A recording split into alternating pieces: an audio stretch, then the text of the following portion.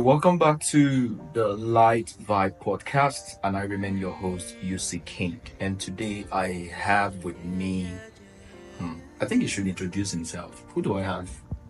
My name is Jonathan Raylim. Great. And you are an artist, Yeah, an Abuja based artist. yeah, Abuja So, what kind of music do you do? Oh, I do gospel, Oh, contemporary gospel to be specific. oh, great. So, you'll be the first gospel artist I'm actually having on the show. And why gospel, anyways? Because I understand I've had a couple of interviews with some persons, and the argument will be either on the side of, oh, this is a calling, or for some other person they feel like secular music have you probably make more money for those who sees it as a business. So what is it for you? Is it money? Is it business? Is it why gospel? Well, not disputing any other style of music. For me personally, I feel this is what I'm meant to. This is what I'm meant to do, and this is the best way I can reach out to people and touch souls, which is the most important things for me. The most important thing for me, rather than money or any other thing. More focused in seeing how I can impact people positively, and I just feel where I am currently. Gospel music is the perfect place for me to do that and pass that message. That's great. Okay, so how long have you been doing this? Well, I started singing a long time ago when I was really much younger. But professionally, I think about 2 years. Yeah. So, what has been your biggest challenge in the industry as a whole? I think one challenge that is constant for everybody is finances. Okay, It's finances in terms of yeah, what's coming in, or in terms of growing, getting the word out. yeah, in terms of getting the word out. Oh, okay. Yeah, and also a platform to actually bring you out, which is why this whole process and environment is really encouraging. The Light Vibe session, I think it's really good because it's a platform for young artists to express themselves. And so platforms like this is what artists are looking for. A crew that believes in your dreams, that's willing to push you and fend for you. So that's basically it. Okay, I think I probably can relate to what you're saying, especially for a gospel artist. Yeah. Most of the platforms that already exist will probably work more with secular artists than a gospel artist. So there are perhaps less platforms available that gospel artists can hop on and then showcase their quote ministry, as most would prefer to call it. They say it's a ministry. All right. So you write your songs yourself, or you just sing? You're like a singer. I You write singer, songs. songwriter. You write the songs. All right. So you also, have you been privileged to work with other artists as well? Yeah, Either sure. either like collaborations, like singing with them, or writing for them. I've written for artists. Oh, I've okay. also collaborated as in singing. Oh, Okay, okay. I'm featuring in songs. Okay. Yeah. So you charge for features and or no, of course. I understand it. It's like, oh, I'm trying to reach out, right? But then, how do they put it? They say, there's this saying that where one works, right? That's where, or how do I put it? I get the idea.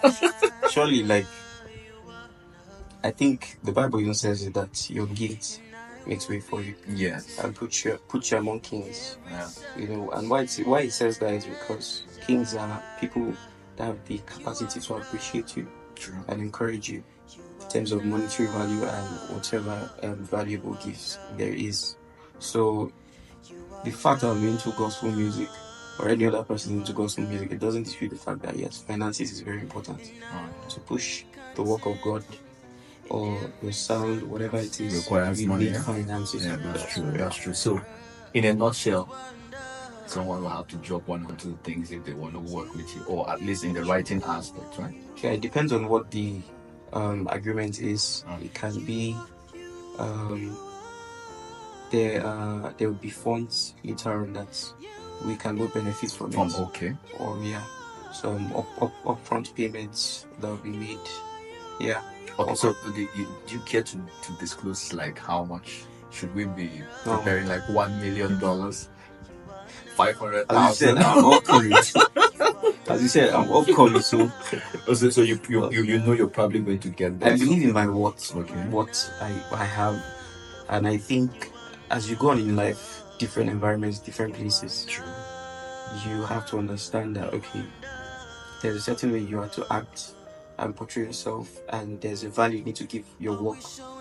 For where I am now, not that I undervalue myself, but it's just common sense. It can't be because I'm still looking for fame too and other people to like collaborate and help me.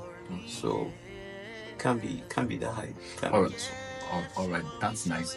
There's this question I always like to ask, and if someone walks in here with a suitcase, $10 million, we record you and say, hey, You like money you mentioned money like that many times. and say, hey, Yeah. I would like to take you up, like, with the music or career and everything, but you'd have to drop the gospel and come into secular music. Would you take that deal? $10 million is a lot of money. Yeah, sure, I know. And then they'll, of course, take care of every other thing that you need. Would you take the deal? I'd like you to be sincere. Yeah, Not for the camera. yeah, sure. So like I said earlier, the very first reason for why I do what I do is because it's like a call to do it. It's that passion, and the major desire I have is to see that I can influence people positively and affect life. The way I think of it is I can just go out and sing, right? And people would love my voice and they have a good time. But I can also do extra involved with prayers and spirit-filled words inspired by the Holy Spirit. And then people don't just enjoy my voice because I can sing, but then someone comes in the room with 10 years of depression and it can all go away like that. Or someone comes into the room with a disease or any sickness and then they can return sick, not just enjoying the sound because it sounds sweet, but there's also something backing it up. Right, so I'm not doing what I do first because of money, which money is very important and nice, especially for a man. You know that yes, you need money to do that. So I think for me personally, there's no compromising what I feel I should be doing because the moment I change my style, whatever attracted that person with the black suit and the suitcase with money to come in to the room to like make the offer, it was first of all what I had that attracted them. So I just need to stay put with what I have, and I think it will attract better offers. And if I have to change who I am, my style, to get that money, do I think I have the capacity to hang on and do whatever the person wants me to do? Would it still attract such kind of money when I change my style?